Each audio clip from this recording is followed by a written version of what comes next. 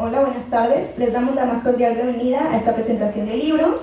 En presencia de la autora Elisa Speckman, vamos a hablar sobre el libro Penalistas Españoles y Ciencias Penales en el México de mediados del siglo XX.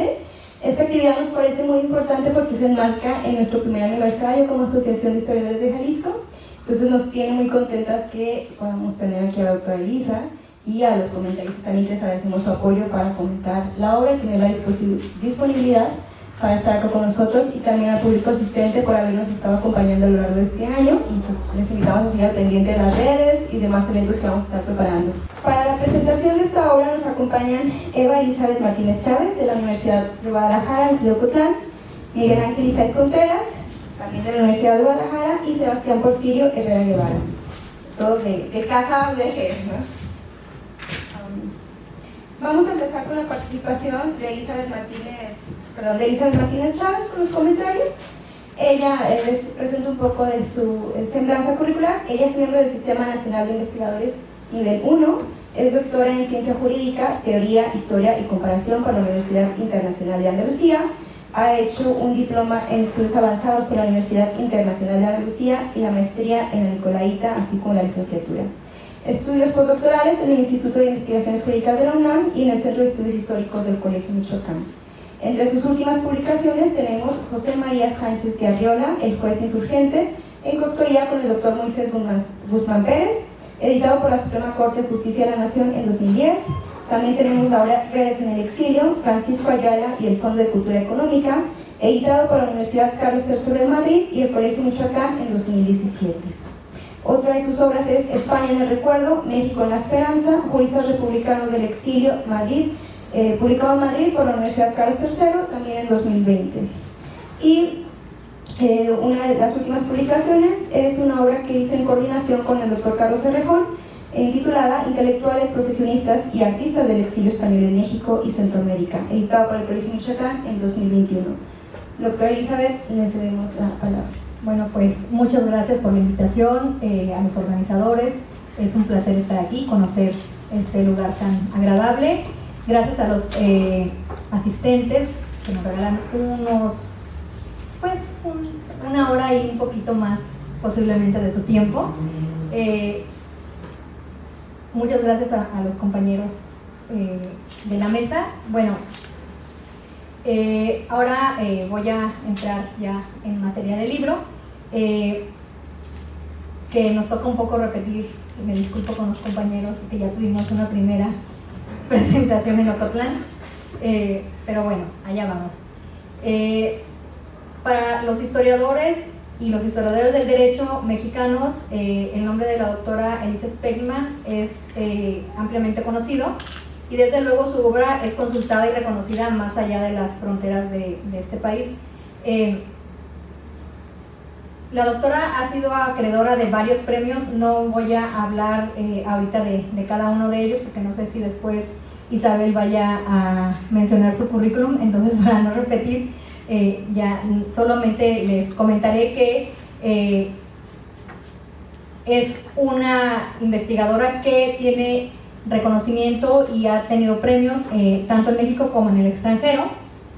Y bueno, ya regresando a la obra que hoy nos congrega, quizás la pregunta que nos haríamos es ¿cuál es la formación de una investigadora que navega con facilidad y bastante éxito, diría yo, entre las aguas de la historia y el derecho?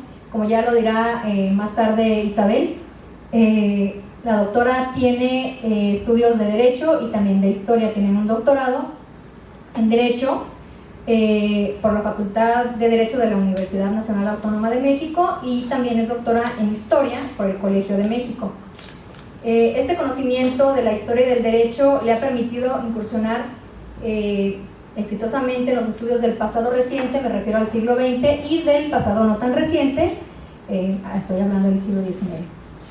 Se ha especializado en la historia sociocultural del derecho penal, la cultura jurídica, la impartición de justicia, el crimen y la transgresión. Esta experiencia resulta trascendente para el abordaje que llevó a cabo en este libro, Penalistas Españoles y Ciencias Penales en el México de mediados del siglo XX. Pues si bien el título del libro habla del siglo XX, trata sobre personajes que nacieron, se formaron y iniciaron su andar profesional en el siglo XIX y claro, lo continúan en el XX. Entonces, por eso es importante que aunque estamos hablando del siglo XX en el título del libro, cuando ustedes tengan la oportunidad de leer el libro, verán que va del siglo XIX hacia el XX. Bueno, este libro tiene, digamos, si hablamos de países, dos protagonistas, desde luego, España y México. Pero digamos que por la nacional, bueno, el lugar donde nacen estos exiliados y obviamente México, que es el país de exilio. Sin embargo, no solamente se queda con lo ocurrido en España y en México. En este libro podrán ustedes ver también relaciones que tuvieron estos penalistas con colegas radicados en México, ya fueran mexicanos o españoles, pero también con otros que se asentaron en diferentes países americanos, incluso con los que permanecieron en Europa. Bueno, como ustedes saben, para entrar un poquito en contexto, España vive una guerra civil de 1936 a 1939. A raíz de esa guerra, el bando que pierde la guerra sufre una persecución que en sus represiones, digamos, más benévolas, estamos hablando de inhabilitación para ejercer cargos públicos y confiscación de bienes. Ya de ahí, si nos vamos a la parte más dura de la represión, estamos hablando de encarcelamientos durante décadas o incluso la muerte de los enemigos del régimen. Ante esta situación, estos personajes, estamos hablando de población en general, se estima que aproximadamente 500.000 de personas sale en un primer momento en Francia. Desgraciadamente en Francia, cuando estaban en Francia y en otros países cercanos a España, llega la Segunda Guerra Mundial y los obliga a buscar un nuevo refugio, lejos de la violencia en Europa, y ese nuevo refugio para miles fue México. De entre estos miles que salen de Europa y llegan a México, tenemos más de 300 que habían estudiado Derecho. Y de esos más de 300 tenemos poco más de 40 que se dedicaron a la docencia y a la investigación. Ya de esos vamos reduciendo, si se fijan gradualmente, tomamos a los 9 personajes que la doctora Speckman trabaja en su libro, que son penalistas, y estamos hablando de Constancio Fernando de Quirós y Pérez, Mariano Ruiz Funes, Ricardo Calderón Serrano, Victoria Ken, Mariano Jiménez Huerta, Francisco Blasco y Fernández de Moreda, Niceto Alcalá Zamora y Castillo, Julián Calvo Blanco y Fernando Arilla Vaz. Algunos quizás les suenen, si no a las nuevas generaciones, quizás a los maestros. Aunque ciertamente a Mariano Ruiz Funes el año pasado lo vi todavía en la bibliografía recomendada. Así es que lo seguimos teniendo presentes aquí en la Universidad de Guadalajara. Por ahí están. A lo mejor no les suenan de todo, pero ahí están colándose todavía, a pesar de todos los años que ha pasado desde que escribieron sus obras y desde que ellos murieron. Algunos todavía siguen siendo referentes. Bueno, a estos juristas la doctora Speckman los aborda desde el enfoque de la prosopografía o biografía colectiva, pero no solo presenta historias individuales, busca ofrecer un acercamiento a los personajes y también a sus aportaciones, para lo que toma en consideración 3 aspectos: la formación, que se da en España, porque todos estos ya llegan siendo licenciados en Derecho, algunos doctores; la carrera, y aquí está, ella la divide en 2 partes, la laboral y la académica, porque algunos fueron funcionarios en España y después se dedican, o de forma, digamos, algunos definitivamente antes de venir ya eran catedráticos, otros eran ayudantes o auxiliares, o sea, por eso maneja varias generaciones y por las edades de esos personajes. Y luego las publicaciones.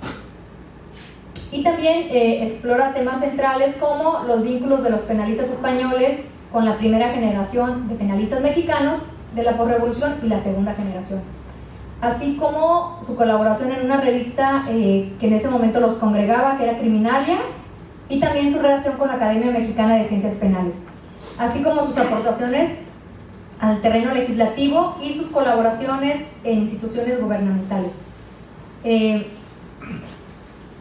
Bueno, el estudio conjunto de su obra es otra cuestión que analiza, y la valoración de sus aportaciones a las ciencias penales mexicanas, y aquí la cito, a partir de la comparación con trabajos de los penalistas mexicanos más destacados de la época. A ver, estamos hablando de juristas de primer orden que llegan de España, que se habían formado muchos fuera de España, sobre todo en Alemania, en Francia, algunos en Italia, y llegan sobre todo a la Ciudad de México. Algunos colaboraban en los estados, o en las universidades de los estados, pero dando cursos o algunas clases, pero digamos que el grueso de su actividad lo desarrollaban en la Ciudad de México. Y ahí en la Ciudad de México es donde se relacionan con estos penalistas mexicanos, que también estamos hablando de los más reconocidos en el México y algunos en el extranjero todavía. Bueno, si bien el libro tiene como protagonistas a los penalistas españoles republicanos que llegan a México, también permite conocer a esta generación de penalistas mexicanos que les comentaba, de la época en estudio, y la Academia Mexicana de Ciencias Penales, que es una institución que los congregaba. Así como permite conocer temas e ideas penales, criminológicos y penitenciarios vigentes en el México del siglo XX. Especifica la doctora que en las décadas de 1930, 1940, 1950 y 1960. Bueno, en cuanto a la estructura del trabajo, yo voy a hablar muy brevemente por si alguno de ustedes va a entrarle por ahí, nada más voy a mencionarlo rapidito.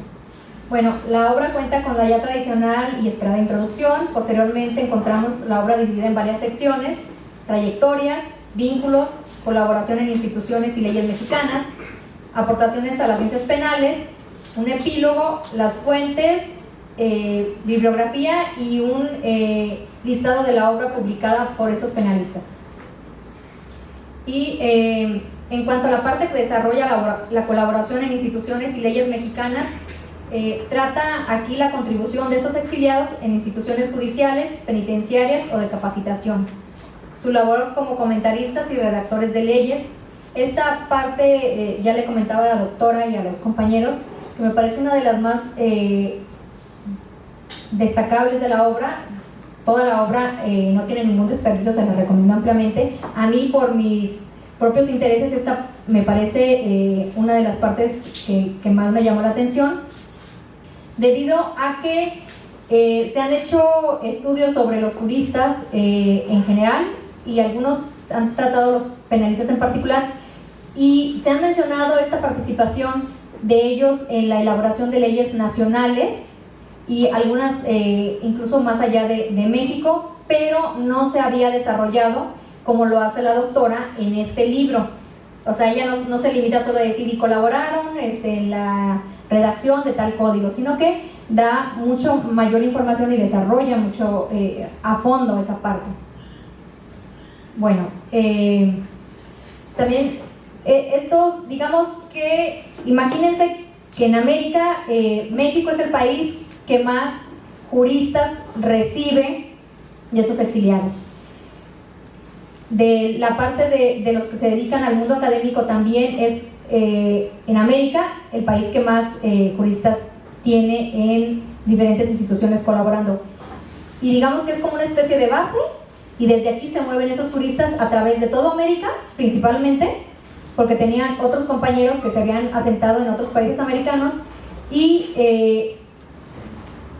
se relacionan con juristas españoles asentados en América, pero también con juristas americanos que estaban en cada uno de esos países. Entonces las redes son internacionales y existe una gran movilidad. No teníamos internet desde luego en ese entonces, pero sí existía una constante ida y venida de los libros que se publicaban, de revistas. Entonces, para gran parte de estos juristas, México era como una especie de base y de ahí se movían recibiendo invitaciones para ir a otros países, pasaban temporadas allá y muchos de estos llegaron a colaborar con la creación de leyes de esos otros países. Entonces, por eso les digo que me resulta muy interesante. No he sabido muy bien cómo hincarle el diente a eso, pero Elisa ya lo ha hecho estupendamente. Bueno, un aspecto que también resulta sumamente sugestivo es el que dedica Elisa en este libro a sus aportaciones a las ciencias penales. En esta parte hace un recorrido por cuestiones como la criminología y la peligrosidad, el derecho, la justicia justicia y castigo en regímenes totalitarios y crímenes de guerra y genocidio. Desde luego, estas personas tenían todos los elementos para hablar de esto. Estamos hablando de penalistas que venían de Europa, les había tocado por la edad a todos conocer la Primera Guerra Mundial, la Guerra Civil en su país y la Segunda Guerra Mundial. Entonces, si alguien tenía elementos para hablar de cuestiones como genocidio y todas estas cuestiones, crímenes de guerra, eran ellos. Bueno, a través de sus escritos, eso lo va desarrollando muy bien la doctora en el libro, dan a conocer al mundo los peligros y las atrocidades cometidas en las guerras, principalmente la española y la Segunda Guerra Mundial, que es las que les tocó conocer mejor. Otra cuestión que me llamó la atención es que, sobre todo Mariano Ruiz Funes, habla mucho sobre la persecución que sufrieron masones y comunistas. Desde luego, él recibió una de las sentencias más severas que impuso el Tribunal Especial para la Represión de la Masonería y el Comunismo. Entonces, sí era algo que también él había vivido personalmente. Bueno, ya a manera de cierre les puedo decir que creo que entre los aportes más significativos de la obra podemos mencionar la recuperación en clave prosopográfica de los penalistas republicanos exiliados en México, algunos exiliados temporal y otros definitivamente. Algunos estuvieron un tiempo como Victoria Ken y luego se van a otros países, otros se quedan aquí hasta que mueren.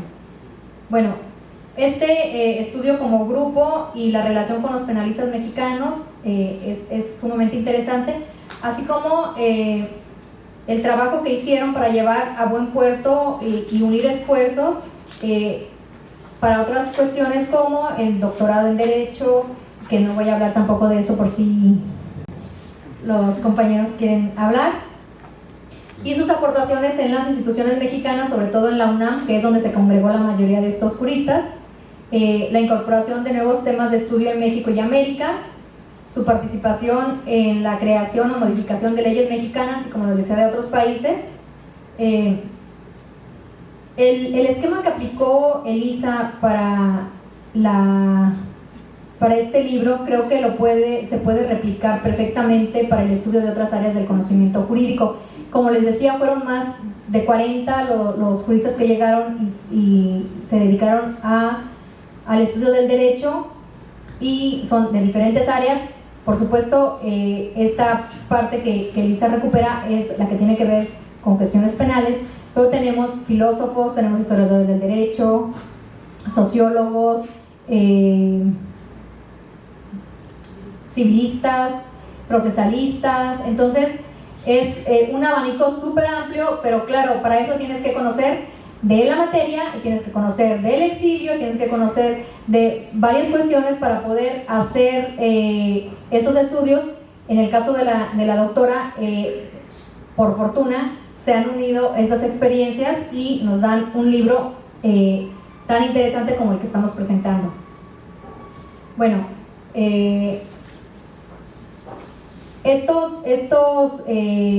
ya para concluir, estos juristas llegan a México, algunos, como les decía, ya siendo catedráticos, ya con una edad, no voy a decir avanzada, porque luego eso es muy relativo. Una vez que dije que alguien ya era mayor frente de mi director de tesis, así me fue, porque eso de ser mayor en México y en España es distinto, entonces ya no me meto tanto en esas cuestiones. Pero bueno, llegaron unos que ya eran todas unas autoridades en España, llegan otros de, digamos, mediana edad y llegan los más jóvenes. A todos estos pierden con la guerra, desde luego su país, pierden muchos a su familia, porque la guerra dividió familias, la guerra dividió amistades, la guerra los hizo perder su futuro profesional. Algunos tuvieron la fortuna de llegar a lugares como México que pudieron volver a retomar, otros no tuvieron tanta suerte y se dedicaron a actividades que poco o nada tenían que ver con el derecho. Entonces yo hasta aquí lo dejo. Gracias. Gracias, doctora Elizabeth, por el recuento que nos da de la obra. Muy interesante la manera en que nos ayuda a vincular las bases de la historia del derecho, la historia institucional, a partir de este estudio sobre los penalistas. Vamos a continuar con los comentarios de Miguel Ángel Isaías Contreras. Él es licenciado en Historia por la Universidad de Guadalajara, realizó estudios de maestría en la UNAM y el doctorado en Ciencias Sociales en el Colegio Michoacán. Como líneas de investigación se ha interesado principalmente en la historia social y cultural de México y Jalisco durante los siglos XIX y XX, abarcando temas como la criminalidad, la justicia y las representaciones culturales de los sectores populares, la transgresión, la normalidad y grupos étnicos a través de prensa, literatura, fotografía y la opinión pública. Actualmente es profesor en los departamentos de Ciencias Sociales y Jurídicas de CUSEA y en el de Humanidades y Artes de Cutonalá en la Universidad de Guadalajara. Es miembro del Sistema Nacional de Investigadores del CONACYT y miembro fundador de la Red de Historiadores y Historiadoras del Delito en las Américas, por sus siglas REDA, y también miembro fundador de la Red Las Otras Historias, Marginalidad, Transgresión, Justicia y Control Social en México. Adelante, Miguel. Muchas gracias. Bien, buenas tardes. Nosotros ya venimos de un recorrido temprano, pero yo particularmente me encuentro muy contento de que la doctora Elisa Speckman haya tenido la oportunidad de acompañarnos, de presentar su más reciente libro ante nosotros. Y pues para mí es motivo de mucho regocijo, ¿no? Sobre todo por la relación que la doctora Elisa Speckman ya tenemos desde hace mucho tiempo, ¿no? Bueno, no tanto, pero sí hace unos años. Desde que en su momento el doctor Jorge Trujillo me dijo, lea a Elisa Speckman, ya empecé a marcar mi camino, ¿no? Y bueno, ya trabajamos juntos en la maestría y bueno, ya se ha hecho una relación más constante. Y pues es grato, ¿no? Presentar el día de hoy ante ustedes este libro, que para mí me deja mucha reflexión y retoma un tema que a lo mejor ya habíamos creído como visto, ¿no? Como la escuela positivista de la criminología, como algo que ya no, sí, era necesario saber, pero ahora hay que seguir adelante, ¿no? Pero creo que se retoman esos momentos claves de las ciencias penales en México. Bueno, el libro que hoy se presenta de la doctora Elisa Speckman indudablemente ofrece conocimiento a saberes de la jurisprudencia mexicana de la primera mitad del siglo XX, producto de las actuales inquietudes que mantiene ahora en su formación en las ciencias penales. Como historiadora y también como doctora en Derecho, ha combinado de manera clara, contundente y muy agradable el cruce de saberes entre penalistas españoles y mexicanos que consolidaron la profesionalización del derecho penal y la criminología en México. Es una investigación que en cada una de sus páginas revela una copiosa revisión bibliográfica, hay bastantes notas y además esto se robustece todavía con una investigación en archivos, en el AGN, en el archivo de la UNAM, en el Colegio de México también y por supuesto en el archivo privado de Mariano Ruiz Funes, ¿no? De sus herederos. Estamos frente a un estudio de tipo, como ya se mencionó, prosopográfico, que combina la trayectoria de 9 penalistas españoles que llegaron a México tras el estallido de la guerra civil. A saber, nos habla de los penalistas Mariano Ruiz Funes, como ya se mencionó, cuya influencia es de las más destacadas o más presentes en el desarrollo de la criminología mexicana. También nos habla de Constancio Bernardo de Quirós, el más veterano de todos, de Victoria Kenciano, quien destacó por ser de las primeras mujeres en colaborar en el diseño de reformas en las prisiones, de Iniceto Alcalá Zamora, connotado especialista en procedimiento penal, así como de otros, quizá los más jóvenes, cuya formación se consolidó en México, ¿no? Digamos que estaban en camino hacia cierta profesionalización, pero esta al final tuvieron que concretarla en México. Particularmente lo que interesa a Lisa Speckman es dar cuenta de la influencia que tuvo cada uno de ellos, seguir el trabajo de cada uno de ellos en el pensamiento de los penalistas mexicanos, ¿no? De su participación en la legislación y las instituciones y de sus aportaciones a las ciencias penales, particularmente en México. Con base en la revisión de posteriores penalistas, historiadores, que ya han trabajado y revisado a esos penalistas, como ya lo mencionó la doctora Elizabeth Martínez, muchas veces nada más los mencionan dentro de un grupo de penalistas, incluso de intelectuales, pero su obra no está comentada, ¿no? Y eso es lo que tiene este libro.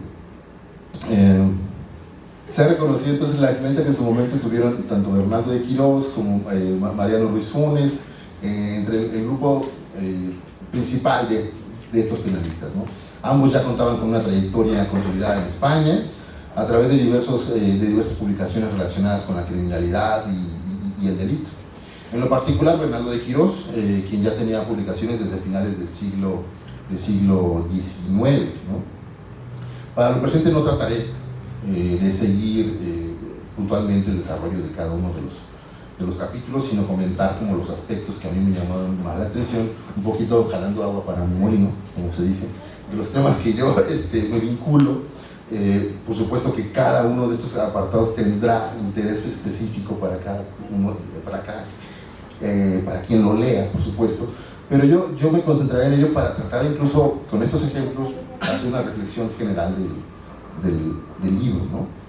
Como ya lo mencioné, es un libro que traza las trayectorias y vínculos que tuvo este grupo de penalistas en la academia e instituciones mexicanas, y nos ayuda a entender que a través de esos vínculos y arropamiento que tuvieron en México hizo posible la formalización de las ciencias penales en un contexto de fuertes reformas legislativas, de reconfiguración nacional, sobre todo impulsado por los proyectos posrevolucionarios, ¿no?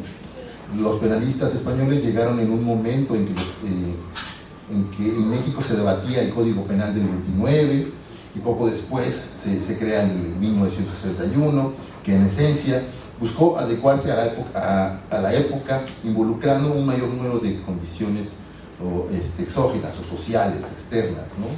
Era un grupo encabezado particularmente por José Ángel Ceniceros, y que a quien tocó para precisamente dialogar con esos penalistas recién llegados, ¿no? Con el esfuerzo de ambos grupos, comprendemos mejor la creación y el espíritu del trabajo de dos grandes proyectos importantes para aquellos que nos interesamos en la historia del delito y la transgresión. En primer lugar, se llegó a la creación de la revista Criminalia y posteriormente a la Academia Mexicana de Ciencias Penales. En cuanto a su colaboración con instituciones y leyes, varios de ellos se interesaron en promover nuevas reformas, sobre todo criticando aquellas que tenían o contaban una tradición hasta mediados del siglo XX, ¿no? Cuanto más, y desde España defendieron y promovieron, particularmente Bernardo de Quirós y Ruiz Funes, defendieron y promovieron la ley de vagos y maleantes de 1933, ¿no? Había hecho el comentario, ¿no? en la mediodía, pues, que esto a mí me llamó la atención, porque el tema de la vagancia o la persecución hacia la vagancia, pues en México ya tenía un antecedente importante, incluso desde el periodo colonial, pero sí recrudecido mucho en el siglo XIX, ¿no? Y esto es algo en lo que a lo mejor ya se había incluido el tema de la peligrosidad desde el ensayo de estas leyes, ¿no? Se aplicaron medidas o privativas, como tribunales de vagos, sanciones especiales puesto que si los vagos no eran delincuentes porque no habían cometido un delito aún, pues tenían o reunían todos los requisitos para hacerlo, ¿no? Eran ebrios consuetudinarios, eran jugadores, eran mujeriegos, eran vendedores ambulantes, en fin, no trabajaban todo el año, pues cuántas personas no reunían esos requisitos, ¿no? La peligrosidad incluso abrazaba a un gran cúmulo de sectores sociales. Y parecía que como este pensamiento se mantuvo muy fuerte durante el siglo XIX, en el Porfiriato, ya una vez que estaba en funciones el Código Penal, pues esta asociación de peligrosidad tan abrasiva, tan amplia, pues se pierde, o pierde mucha de su fuerza, ¿no? Cuando llega la ley de vagos y maleantes que promovían Bernardo de Quirós y Ruiz Funes, pues parecía que aquí en México ese tema ya estaba zanjado, ¿no?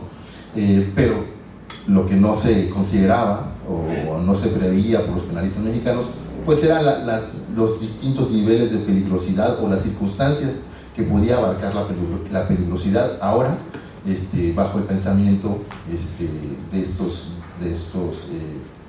penalistas, ¿no? Entonces, aunque existían medidas de eliminación como la deportación, los tribunales tuvieron un efecto utilitario y de mediación, me refiero a los tribunales de vagos. Sin embargo, desde el proceso codificador iniciado en 1871, la peligrosidad de los vagos parecía desestimarse, pues el Código Penal de 1931 aplicaría una pena de hasta 6 meses de prisión sin la declaratoria alguna de pena o vigilancia especial, que era lo que defendían Ruiz Funes y Bernardo de Quirós, ¿no? Entonces la ley de vagos y maleantes del 33 promovía, dirigía una profilaxis social, denunciaba cuadros patológicos de los sujetos, ¿no? Su novedad radicaba en el establecimiento de medidas de seguridad con la intención de defender la sociedad y especialmente de reformar al sujeto. Así, lo que nos explica Lisa Spegman en su libro es que entre los penalistas mexicanos tal proyecto no tuvo efecto dado que solo se consideraba la peligrosidad postdelictiva. Este es precisamente uno de los grandes debates que encierra el presente libro, pues en el pensamiento tanto de Ruiz Funes como de Bernardo de Quirós se trataba de llegar a una peligrosidad que abarcara más circunstancias, y no solo cuando el delito fuera consumado, a decir de ellos, cuando ya era muy tarde. De tal manera, había que considerar la peligrosidad sin delito, incluso en las reincidencias de delitos leves. Tal debate surtiría efecto cuando algunos penalistas mexicanos y españoles comentarían el proyecto de Código Penal para el Estado de Veracruz de 1948. Al final, Bernardo de Quirós lamentó que no se desarrollaron en el Código nociones concretas del Estado peligroso, pues no se establecieron medidas de seguridad. Niceto Alcalá Zamora fue otro de los penalistas españoles que intentó establecer reformas al procedimiento penal, para lo cual recomendaba una diversificación de las funciones judiciales, tal vez de una mayor burocracia, pero más aplicada a funciones o a labores más específicas, ¿no? De igual manera se dio la tarea de revisar todos los códigos de procedimientos del país con la intención de unificar y crear un solo código de procedimientos para evitar la dispersión que existía entre cada uno de ellos. Aunque algunas de sus iniciativas no tuvieron éxito, cabe decirlo, al menos tuvieron eco y fueron compartidas por penalistas mexicanos. De cualquier manera, es innegable que con su participación se lograría la profesionalización de las ciencias penales, no solo a través del debate en publicaciones, iniciativas de reforma, congresos, sino en la formación de nuevos penalistas a través de seminarios, asesorías o la dirección de tesis. Es claro que con la incorporación de estos penalistas españoles se da un impulso a la investigación jurídica en México, ¿no? En el último de los capítulos del libro, Lisa Spegman condensa a través de 4 ejes las aportaciones que hizo ese grupo de penalistas en el país, ¿no? Uno es el de la criminología y la peligrosidad, otro es sobre el correccionalismo y las prisiones, uno más sobre el derecho y justicia en regímenes totalitarios, y crímenes de guerra y genocidio. Estos últimos dos ejes, pues bueno, se relacionan por supuesto con la experiencia que ellos recién habían vivido, ¿no? Y además lo hacían como para tratar de expresar soluciones alternativas para que ese tipo de represiones en guerra y regímenes totalitarios pues no se presentaran. Quizá un tema que a lo mejor no tuvo mucho eco entre los penalistas mexicanos por la circunstancia misma que no les tocó vivir, ¿no?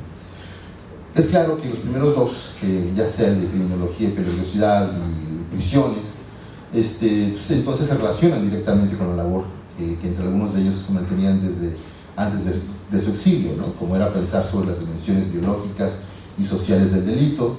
Tanto Bernardo de Quirós como Mariano Ruiz Funes quedaron formados por la escuela positivista y tuvieron un contacto muy estrecho con la escuela italiana de antropología y sociología, ¿no? Criminales. Y pues aquí aparecen estos nombres como César Lombroso, Enrico Ferri, Garófalo, incluso ellos haciendo comentarios de las traducciones que se hacen en español, incluso el mismo Lombroso haciendo el prólogo a un libro de Bernardo de Quirós sobre la mala vida en Madrid, ¿no? Por exceso. No obstante, su pensamiento trató de adecuarse a los tiempos y dejaron de darle mayor peso con el tiempo al principio biologista para interpretar el crimen, ¿no? Para darle mayor cabida a lo social, ¿no? A la multicausalidad.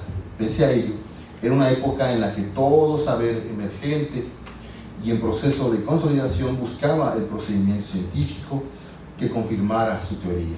La criminología en esencia nace de esa manera, como lo fue en un primer momento con la antropología criminal, a través de la observación, la cuantificación, la medición para establecer patrones físicos asociados a los delitos, ¿no? Posteriormente se incorporaría el saber médico, quien también se comprometió con la defensa social a través de la eugenesia y en casos extremos apuntando a la eliminación de los peligrosos bajo la esterilización u otras prácticas, ¿no? Que bueno, en México pues no hubo ese extremo.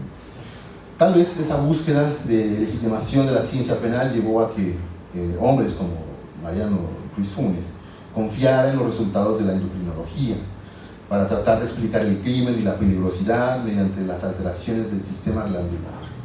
Es decir, se mantenía vigente el principio biológico, pero la única diferencia es que no era el centro o la única interpretación, se sumaba a otro cúmulo de posibles causas, ¿no? Culturales, económicas, sociales. Es posible que gracias al esquema predelictivo de la peligrosidad se haya puesto atención a los menores infractores y muy posiblemente también al proyecto de nacionalización de la infancia impulsado por los gobiernos revolucionarios.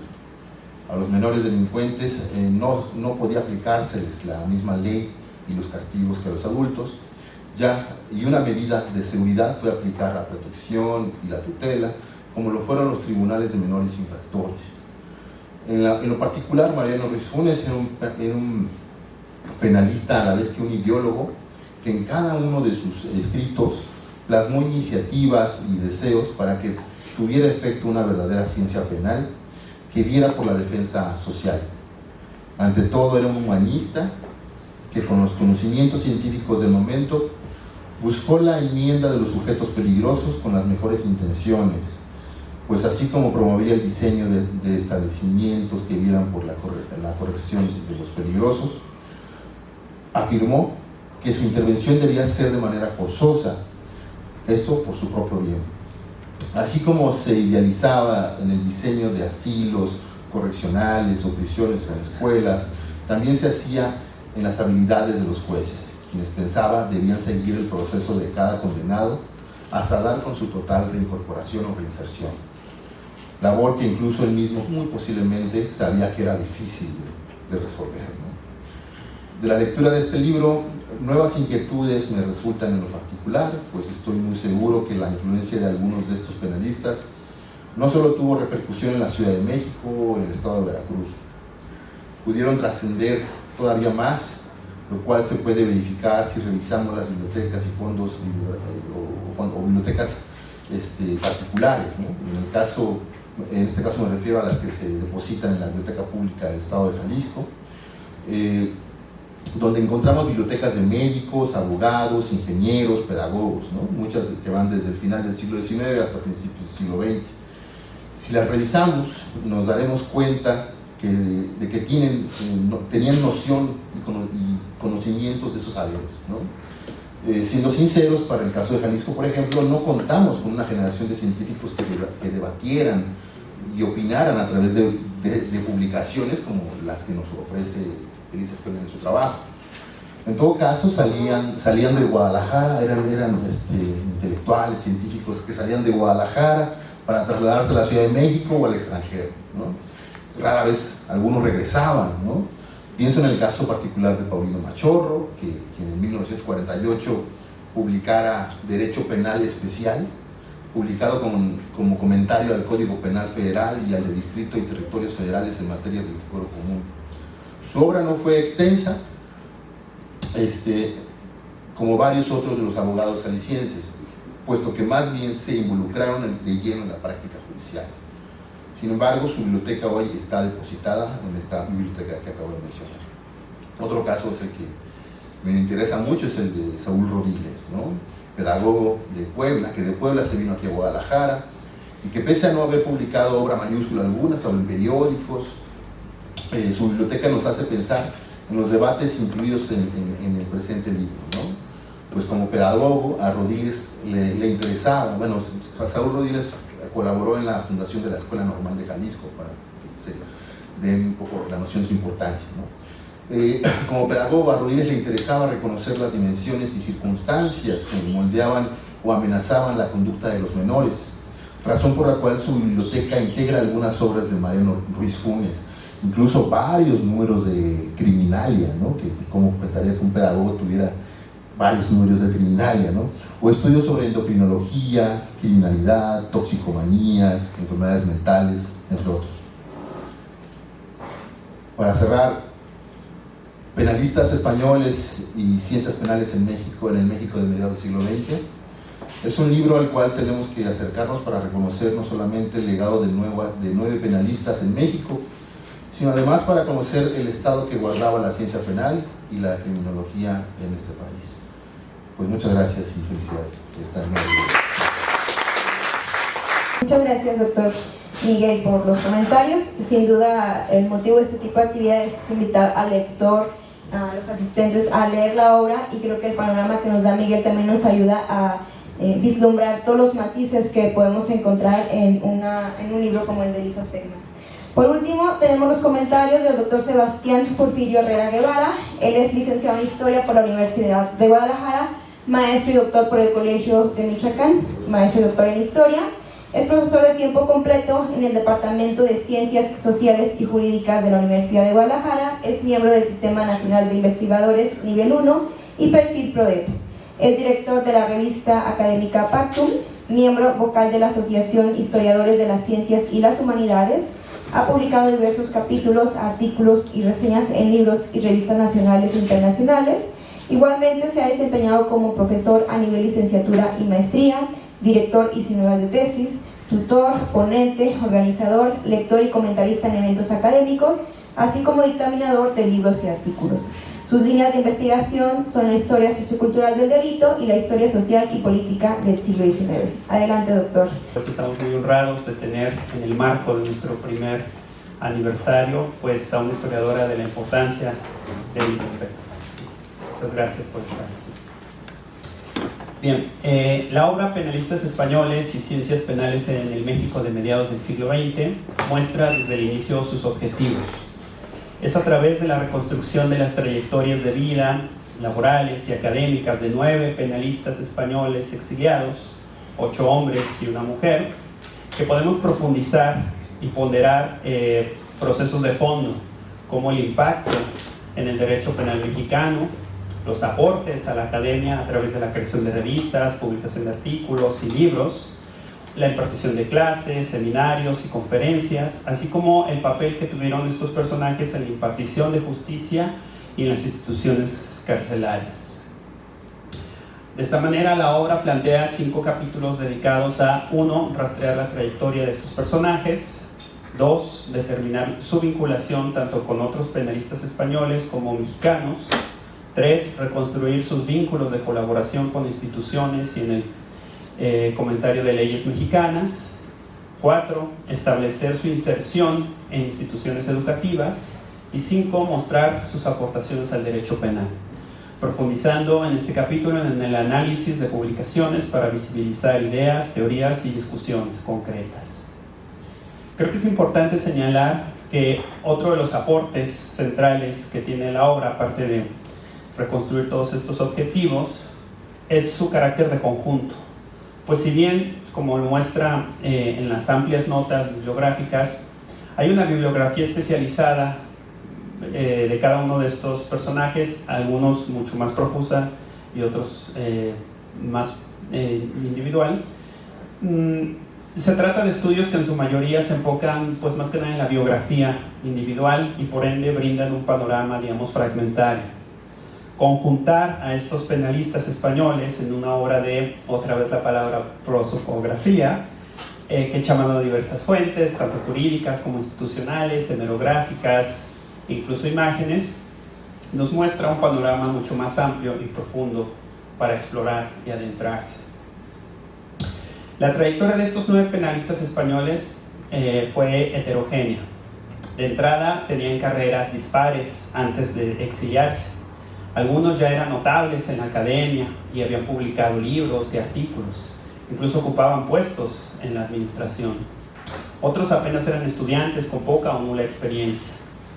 Una caracterización muy sencilla de este grupo los puede dividir en 2 conjuntos: los consolidados, donde claramente estaban Bernaldo de Quirós y Ruiz Funes, y el resto, ¿no? Los discípulos incipientes con carreras más o menos consolidadas y con diversos potenciales.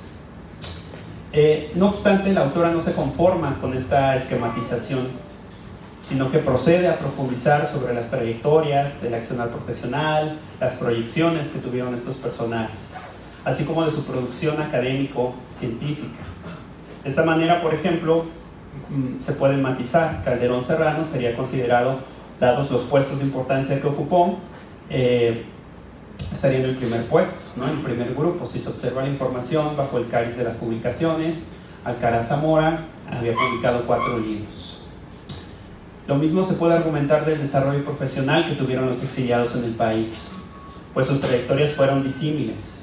Si bien la UNAM podría constituirse como la institución nodal para comprender este punto, pues la mayoría de estos personajes se vincularon con esta institución de alguna u otra forma. Lo cierto es que un análisis más profundo revela itinerarios dispares, ¿no? Algunos de estos personajes regresaron a España o siguieron migrando a Argentina o Estados Unidos. Otros permanecieron en el país, pero se colocaron en universidades del interior de la República como Veracruz, Guerrero o el Estado de México. Y de esta manera, a través de un análisis detallado de estos elementos, se muestra el funcionamiento a un nivel casi, digamos, cotidiano de uno de los pilares del México posrevolucionario, ¿no? La creación y consolidación de instituciones para el nuevo proyecto. Al respecto, también observamos cómo el exilio español fue fundamental para este proceso. Desde la Casa de España y después el Colegio de México, la creación de revistas, la coordinación y la dirección de seminarios de estudio, es posible observar la manera en que se estaba pensando reforzar y profesionalizar el estudio de las disciplinas humanísticas, es decir, la idea de brindar institucionalidad a la vida académica del país.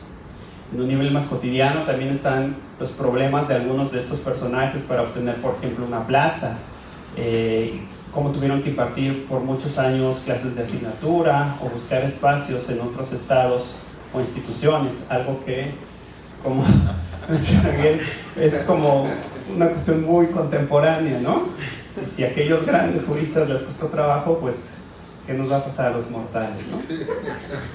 Los vínculos que lograron forjar algunos de estos personajes fueron duraderos y fructíferos.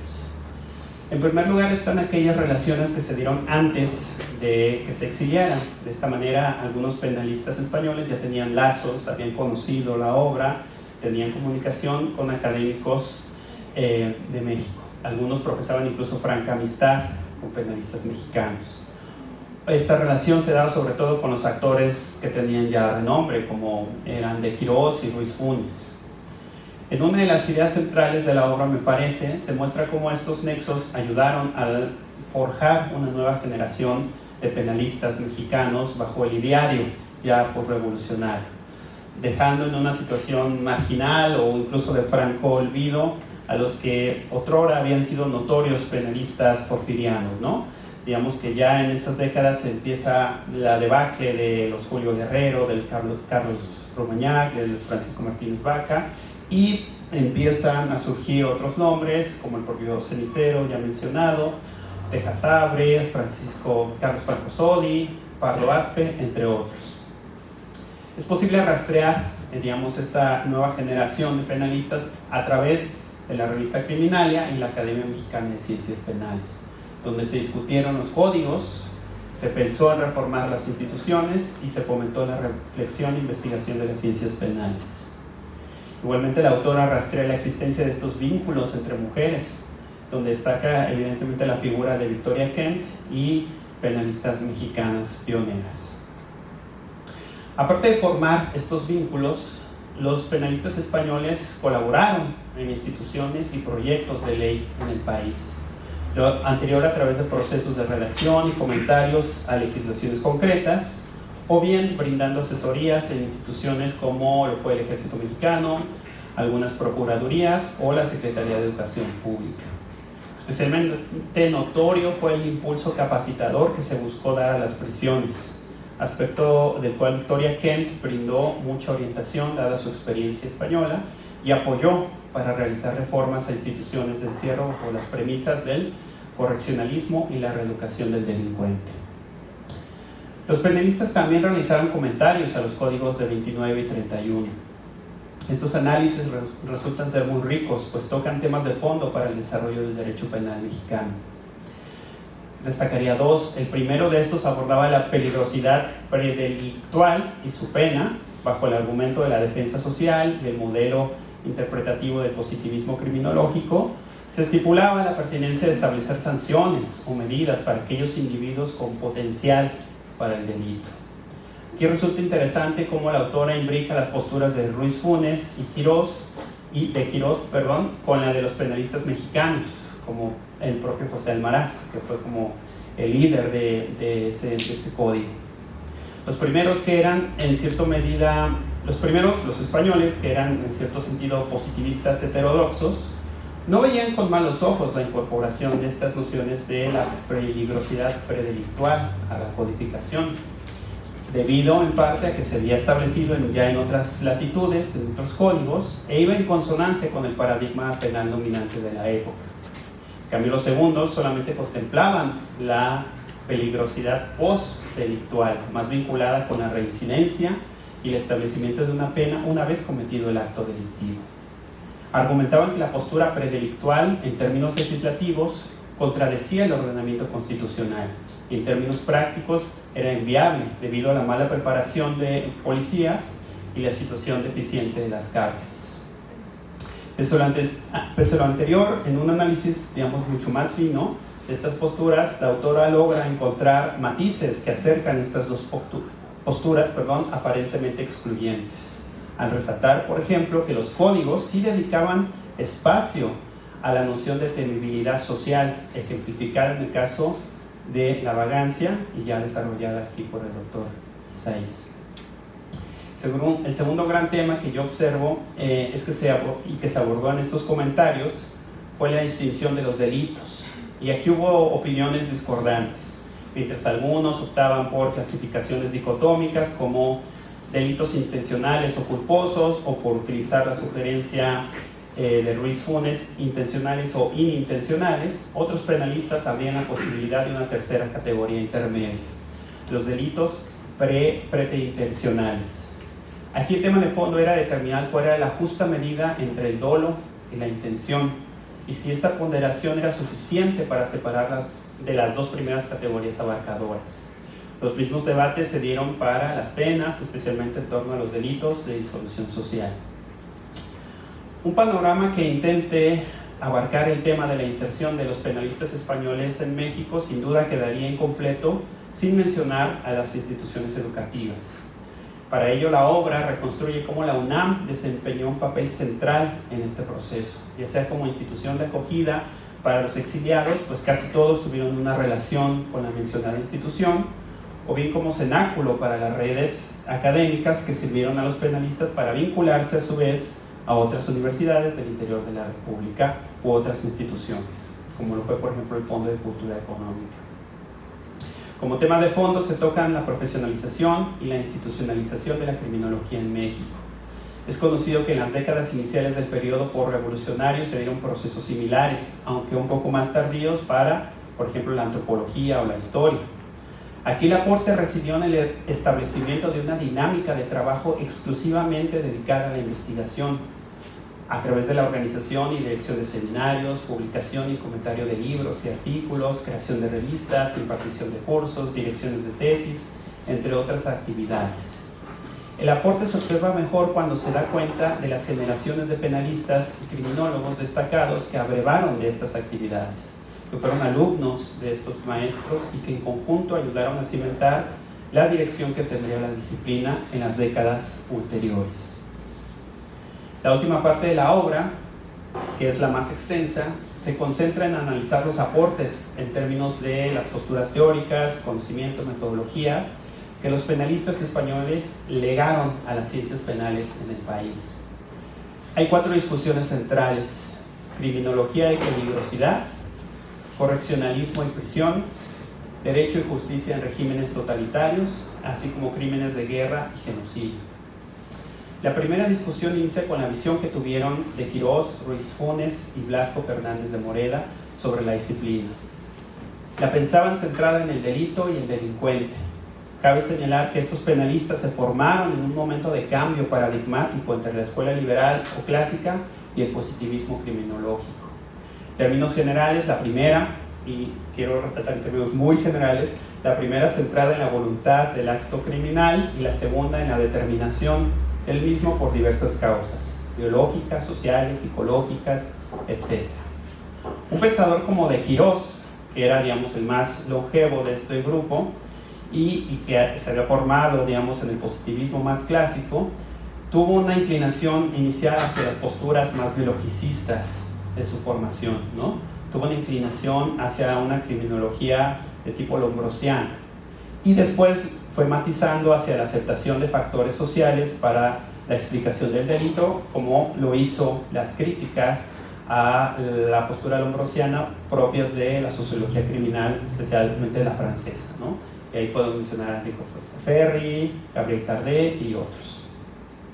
Cabe señalar que lo anterior no excluye que de Quirós no ensayara en realizar, por ejemplo, el estudio de la criminalidad femenina.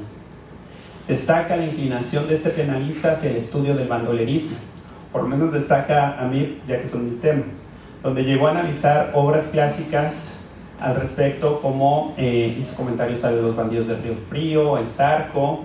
Igualmente escribió textos sobre bandoleros famosos como Chucho el Roto o el Rayo de Sinaloa, Heraclio Bernal.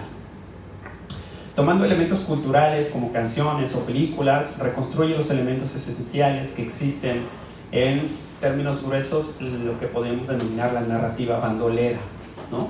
Que es el contexto social adverso que arrastra a estos personajes hacia la delincuencia, las buenas intenciones que tenían los bandoleros hacia los grupos menos favorecidos económicamente, esta idea de robar solamente al rico, la identificación de los bandoleros con los sectores populares, la muerte trágica y el comienzo de la llamada leyenda de ellos.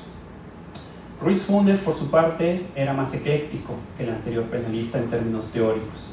Partía de una concepción multifactorial del delito, argumentando que se debe estudiar los contextos sociales, biológicos, económicos, psicológicos del mismo. Llama la atención la buena aceptación que le daba a los aspectos, por ejemplo, endocrinológicos, como correlacionales del potencial delictivo y la peligrosidad. De esta manera un poco se acercaba a las nociones de la biología criminal. Pero también pensaba, por ejemplo, al igual que de Quirós, que los conflictos bélicos desataban las actividades criminales, pues exacerbaban los episodios de violencia al tiempo que el control que tenía el Estado disminuía. Ruiz Funes también procuró estudiar la criminalidad en la infancia. Blasco y Fernández de Moreda, por su parte, manifestó un enorme interés por la estadística criminal. Bajo el clásico principio de conocer para gobernar, pensaba que era necesario tener un muestreo lo suficientemente amplio y detallado para establecer políticas sobre el tema. Aquí es importante mencionar que la estadística se había profesionalizado en México hacia finales del Porfiriato, donde se dio un impulso para crear instituciones, publicar obras y la preparación de personal capaz de brindar estas panorámicas, estas instantáneas, lo suficientemente realistas para ejercer políticas públicas en diferentes temas: población, producción agrícola, las estadísticas electorales y aspectos que resultaran de interés para el Estado y sobre el cual éste quería incidir. Esta información quedaría incompleta si no se contrasta con lo que pensaban los criminólogos y penalistas mexicanos. Y en este sentido la autora contrasta esta información para descubrir que había ciertos elementos que se conocían ya y que incluso se habían trabajado, y otros que eran relativamente novedosos. Por ejemplo, la multicausalidad del delito era algo bien aceptado en estas tierras. Las posturas lombrosianas rígidas cedían poco a poco a posiciones un poco más abiertas, aunque sin romper todavía el modelo de la incidencia biológica de todo. Lo mismo se puede decir sobre la clasificación criminal o el estudio de la delincuencia en menores. Por otro lado, la endocrinología criminal tenía una presencia marginal, y en ese sentido los aportes de Ruiz Funes resultaban hasta cierto punto innovadores. La segunda discusión se relacionó con la implementación de reformas concretas al sistema penitenciario, bajo premisas muy claras como el rechazo sostenido a la pena de muerte, la promoción del encierro carcelario y la confianza en la reforma del preso. Se establecieron las posturas de los penalistas.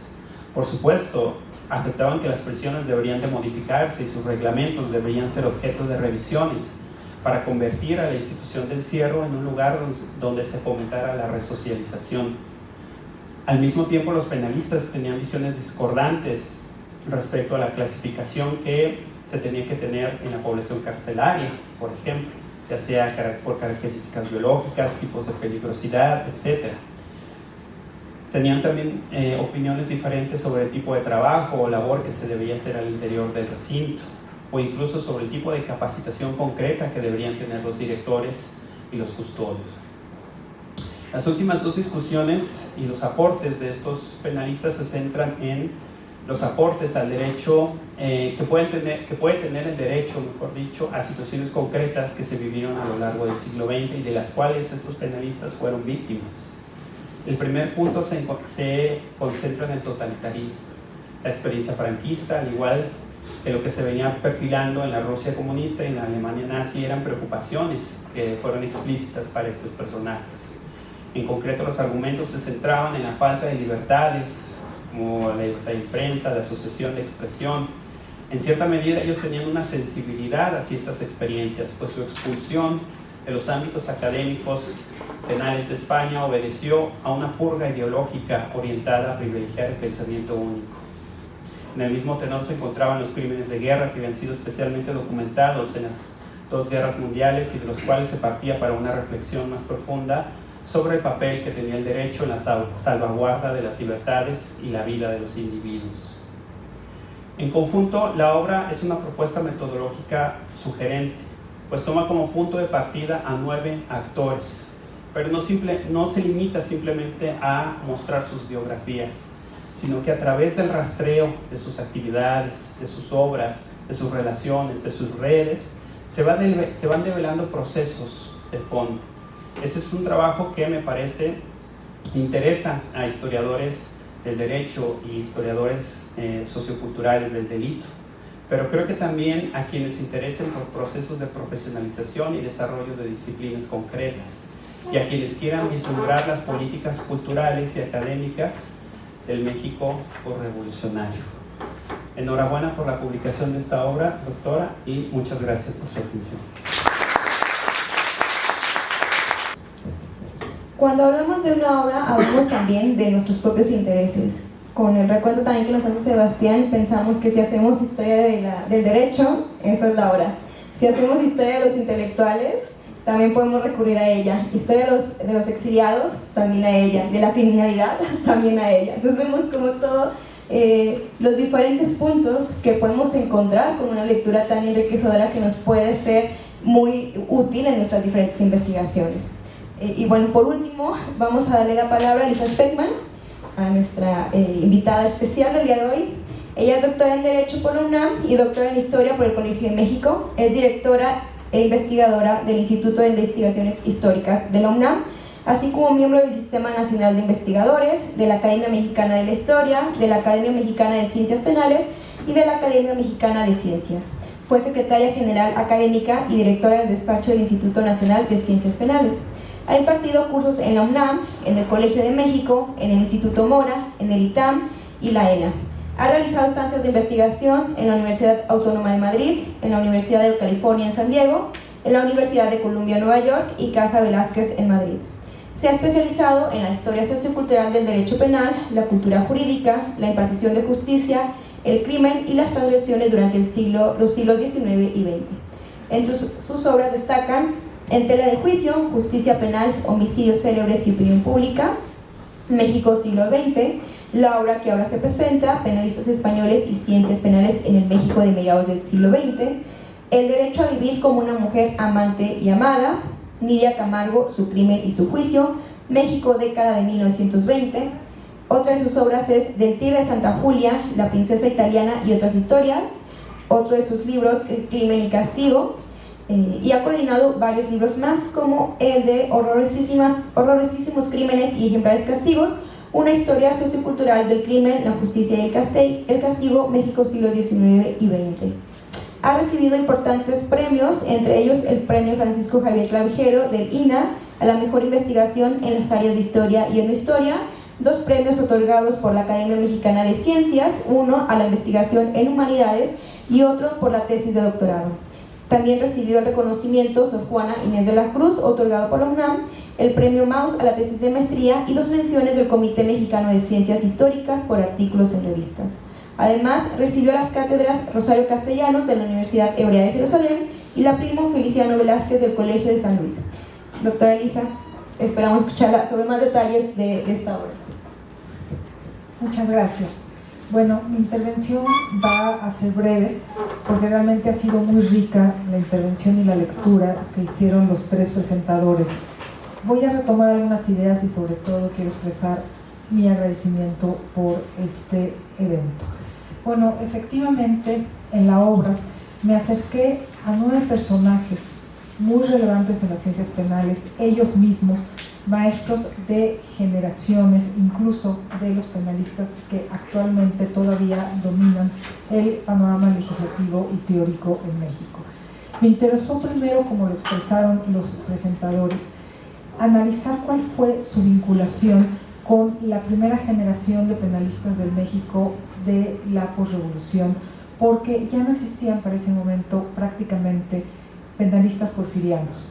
Muchos dejaron sus puestos por su avanzada edad, jueces, legisladores, diputados, otros salieron al exilio. Para los 20, para los 30 realmente ya no se publicaban las revistas importantes en el porfiriato, no hay prácticamente publicación de obras teóricas, los puestos estaban vacantes y tuvo que formarse una nueva generación, que es la generación que tuvo un estrecho diálogo con estos hombres que llegaron de España. Algunos mayores que ellos habían sido sus maestros a través de sus obras y otros contemporáneos. Lo que resulta interesante es que ellos, en conjunto, penalistas españoles y mexicanos, construyeron las instituciones del México del siglo XX. Instituciones académicas, la universidad, ellos fueron quienes crearon los seminarios de investigación, quienes permitieron que la facultad se convirtiera en facultad gracias a la instalación del doctorado, quienes impulsaron el ingreso, ellos mismos fueron los primeros profesores de tiempo completo, ya no profesores por asignatura dedicados a otras tareas fuera de la universidad. También construyeron las instituciones jurídicas, algunos de ellos se nacionalizaron y redactaron directamente códigos, pero otros fueron asesores de los redactores de códigos.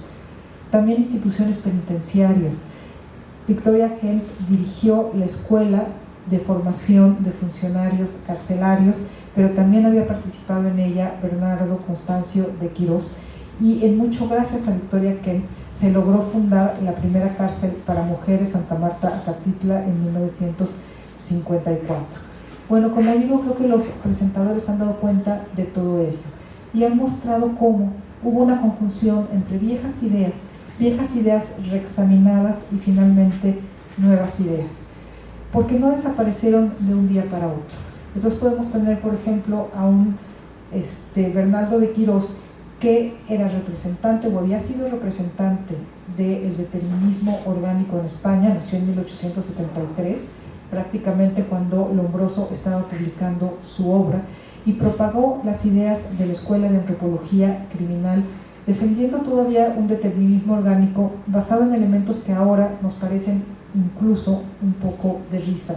Es decir, el criminal como el individuo que tiene un cráneo más grande que los hombres normales, y esto se descubre porque no entienden qué pasa con los hombres guillotinados en Francia, hasta que uno de los investigadores visita un museo y lo entiende todo. Cráneo del hombre de Cro-Magnon. Los criminales eran una raza humana, un grupo humano que había evolucionado a un menor ritmo. Entonces son todas estas ideas, pero ya reelaboradas. Ahora ya no es el tamaño del cráneo, ahora ya es la endocrinología y las anomalías en el desarrollo de las glándulas, pero con una apertura mucho más amplia a otro tipo de causas, incluso sociales. O bien, por ejemplo, la cuestión de la malvivencia y la peligrosidad. El viejo recelo, que bueno, Miguel trajo también, hacia vagos y mendigos, que finalmente se ven como criminales en potencia, pero un recelo y un prejuicio que ahora se sustenta en ideas científicas y que se lleva a una discusión jurídica muy importante. ¿Es posible localizar o detectar a un criminal antes de que delinca? Y si es posible hacerlo, ¿el Estado puede intervenir? Y aquí están los españoles reactualizando esta idea, pero actualizándola con un elemento que va a estar presente en todos los campos que ellos trabajan: el garantismo. Es posible hacerlo, pero no se puede dejar a la policía o a las autoridades administrativas que lo hagan. Tienen que ser los propios jueces y tiene que demostrarse o acreditarse a partir de un proceso que tenga más garantías incluso que un proceso penal. Y lo mismo se puede decir, por ejemplo, para el plano de las cárceles. Esta idea viejísima de la cárcel como un sitio de reforma, no solamente de castigo, y una reforma basada en el trabajo, en la educación y en la educación moral, pero agregarían autores españoles. También un sitio donde se respete a los individuos, donde se les eduque conforme a los nuevos métodos pedagógicos españoles, donde se les respete como persona, donde se les permita participar en las decisiones de la cárcel y además donde se les brinden incluso los mismos derechos laborales que tienen los trabajadores fuera de prisión. Hablaba Constancio Bernardo de Quirós de derecho a vacaciones, derecho, por ejemplo, a aguinaldo. Entonces, bueno, son todas estas discusiones viejas, nuevas, reactualizadas y compartidas, por medio de las cuales se va creando tanto instituciones como la doctrina propia del México de la posrevolución. Bueno, muchas gracias a los tres ponentes, creo que dieron una magnífica visión de todo ello.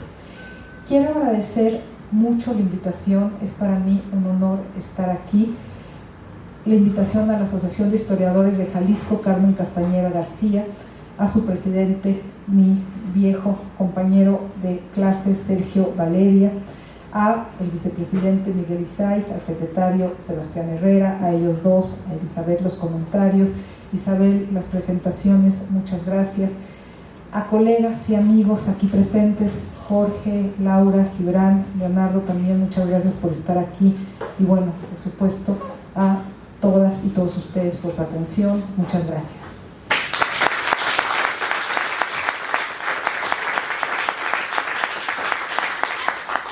Muchísimas gracias, doctora Elisa Speckman. Así como la escucharon hablar tan claro, tan contundente y tan ameno, así escribe eso. Entonces, está bien para que a veces resulta que la historia del derecho le rehuimos. Bueno, yo no, porque la historia del derecho, pero a veces resulta complicado, piensan que va a estar tedioso o algo, pero con plumas como la que tiene la doctora Elisa Speckman da gusto poder leer esas obras y enriquecerse de ellas. Vamos a abrir una ronda de preguntas, así que este es un momento para aprovechar que está aquí la autora y hacerles cualquier cuestionamiento, duda, inquietud que tengan por acá. Voy a ser breve. Primeramente, doctora, una felicitación por este trabajo. La verdad también es que las presentaciones estuvieron bastante certeras. Yo no conozco el libro, ¿verdad? Lo único que conozco es la portada, y el diseño de esa portada, la verdad, me atrajo bastante.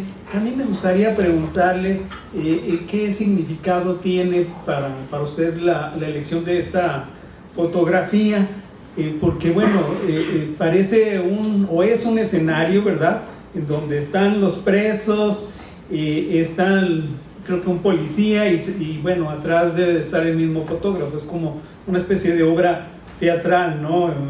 Me recordó a Irving Goldman, ¿no?, en uno de sus trabajos.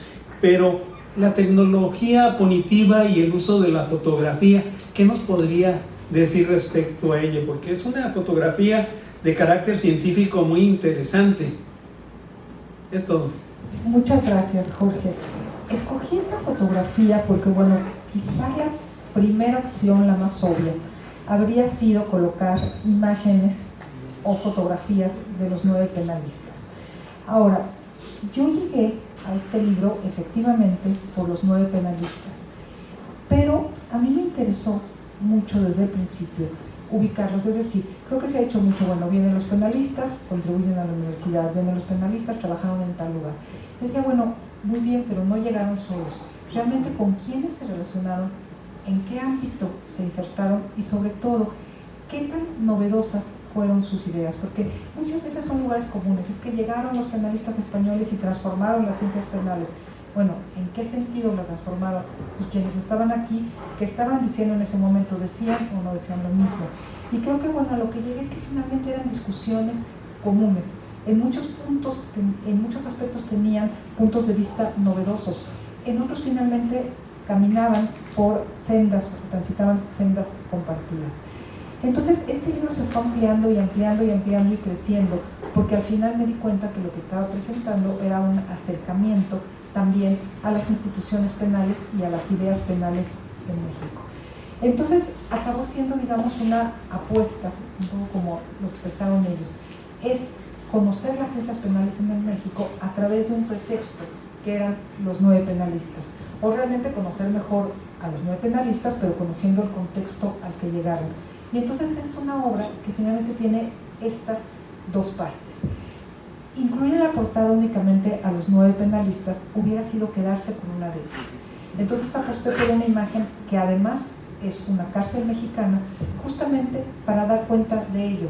Son 9 penalistas, pero 9 penalistas que nos están abriendo el camino hacia lo que eran las ciencias penales y las instituciones penales, penitenciarias, jurídicas del México del siglo XX. ¿Y por qué una institución penitenciaria? Porque, bueno, creo que es uno de los campos en los cuales más contribuyeron. Todo el correccionalismo que coincide con México, pero que, como digo, en España tiene un trasfondo mayor que en México.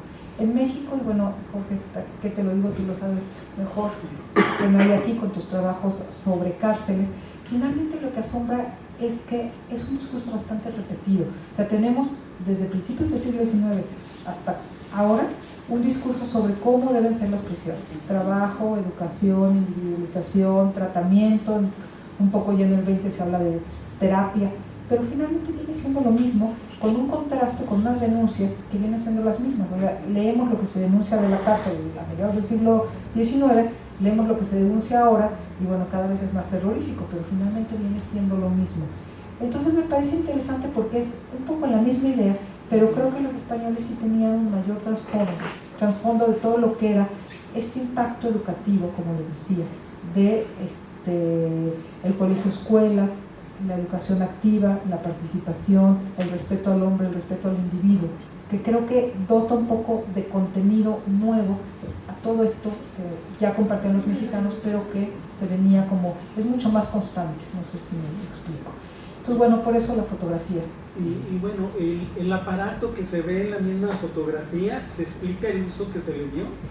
Es un torno, pero no, en realidad no lo sé. Esta es una imagen de la medioteca de INA, que me gustó muchísimo, y después incluí con esa misma idea algunas otras imágenes atrás de el mismo fondo, que ya tienen que ver más con criminales, tatuajes. Sí, gracias. Gracias a ti. ¿Qué tal? Buenas tardes. Sí, yo tengo una pregunta, más o menos precisamente sin tener el privilegio de leer el libro, más o menos lo que entendí es que estamos hablando de una transición de la criminología, de ver cuestiones biológicas a ver cuestiones sociológicas. Sin embargo, a mí me interesa el rumbo paralelo de la moralidad, porque también al final, que ahorita que estaba usted hablando, estaba diciendo de que se estaba pensando las cárceles como un lugar de reforma donde se daría educación y educación moral. Entonces, desde mi perspectiva, que me interesa la historia de la moralidad, quisiera saber qué tan inmiscuidos están estas creencias pues digamos, estas tendencias a finales de los 1800 de un tipo de educación moral, de un tipo de educación religiosa sin religión. Gracias.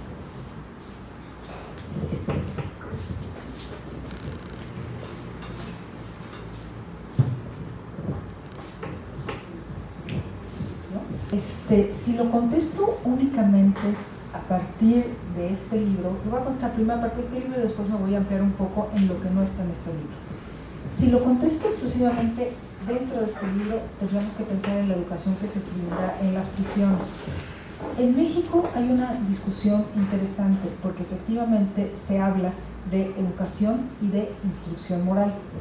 No hay ningún problema hasta las leyes de reforma, porque la instrucción moral se le encarga a órdenes regulares o sacerdotes. Entonces se va marchando hasta ahí. El asunto es que ya con las leyes de reforma y la aprobación de la enseñanza religiosa e incluso de la celebración de cultos en establecimientos oficiales, hay un problema, porque ya no se permite la entrada de miembros del clero a las cárceles y se permite, en dado caso, para auxilios espirituales, incluso ya antes de la muerte, ni siquiera para la celebración de misas, ya después de 1860, con la ley de libertad de cultos.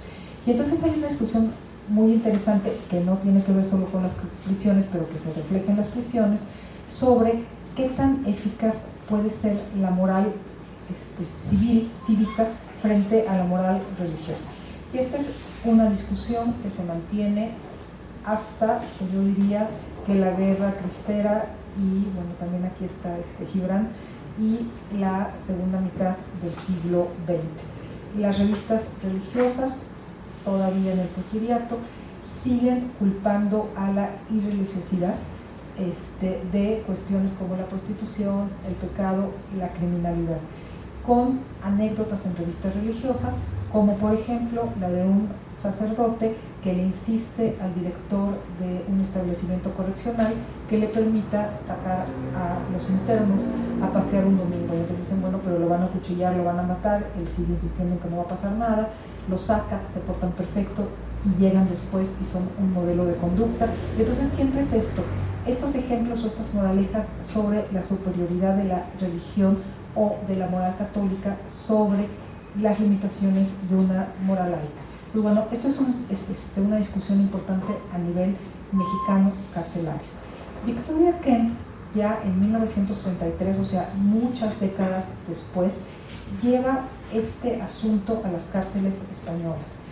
Victoria Kent, Segunda República, una mujer liberal, lo que hace es permitir en las prisiones que ingresen prensa, periódicos y literatura de todo tipo de postura. Es finalmente también la defensa de la libertad de pensamiento y de la libertad religiosa.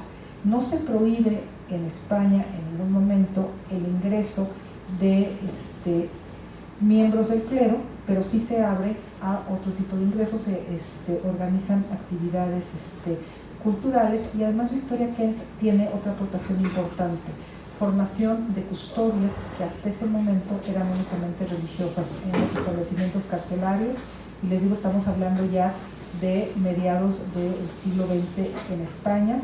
Después de la derrota de la República Española, todas las reformas introducidas por Victoria Kent se echan para atrás y pasan muchos años en que las cárceles españolas continúan más o menos igual. Desde el concepto de derecho comparado en España, usted nos mencionaba que los jueces ya más garantistas estaban emigrando al estudio de las cuestión endocrina. Aquí en México pues el derecho es totalmente positivo. En el libro, ¿qué aborda respecto a este comportamiento del delito? Bueno, efectivamente, lo que observo en el México de la posrevolución, y esto es compartido también entre criminólogos españoles en México y penalistas o criminólogos mexicanos, es una ampliación en la explicación, porque el propio Ruiz Funes se inclina, su tesis de licenciatura se titula Endocrinología y Criminalidad, pero se abren a otras causas. Ruiz Funes dice, sí, es la endocrinología, hay que estudiar el comportamiento anormal del sistema glandular, pero no hay que olvidar que este es uno solo de los elementos y que también debemos considerar contexto social, miseria, oportunidades laborales, familia, educación, en fin. Y esto es lo mismo que están diciendo los penalistas mexicanos en el México de la posrevolución. Una visión que se refleja ya a mediados del siglo XX, justamente de un director español exiliado en México, Luis Buñuel. No sé si recuerdan Los Olvidados. Y en Los Olvidados podemos observar exactamente esto. Son niños que no nacen determinados para delinquir, pero es el medio social, la miseria, la falta de oportunidades, la violencia, lo que explica que vayan tomando decisiones que los llevan hacia la criminalidad, eso aunado al fracaso de las instituciones correctivas y demás. Entonces es esta explicación multicausal lo que caracteriza a los penalistas españoles y mexicanos, pero no a todos. Estamos hablando de ciertos grupos. Es un grupo de penalistas exiliados en México después de una apuesta por la república, por el liberalismo, por el garantismo, y también un grupo de penalistas mexicanos que se unieron a la revolución y que finalmente están adoptando las mismas apuestas. Gracias. Bueno, pues muchas gracias.